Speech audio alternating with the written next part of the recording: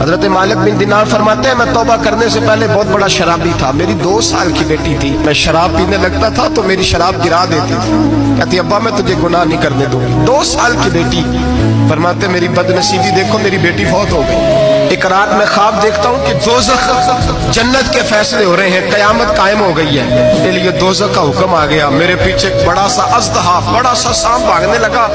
فرماتے ہیں میں دوڑتا جا رہا ہوں، ایک بزرگ نظر آئے، میں نے کہا مجھے بچانا، کہنے لگے بیٹا میں کمزور ہوں، میں نہیں بچا سکتا۔ کہتے ہیں مجھے میرا اشارہ کیا، کہنے لگے پہاڑ کی طرف جا شاید تو بچ جائے۔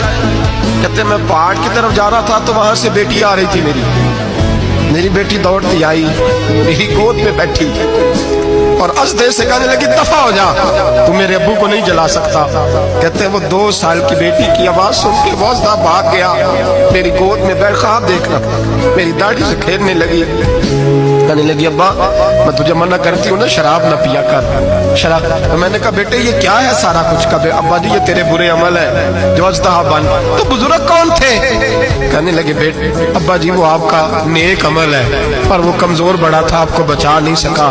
ابا جی بس کر دیں بس کر دیں، اب آپ برے کام نہ کریں، آپ توبہ کر لیں، جو پچھلے گناہ ہو گئے میں اللہ کی بارگاہ میں سفارش کروں گی، رب آپ کے معاف کر دے گا۔ مالک بن دینار فرماتے ہیں میری آنکھ کھلی تو میں پکی توبہ کر گیا۔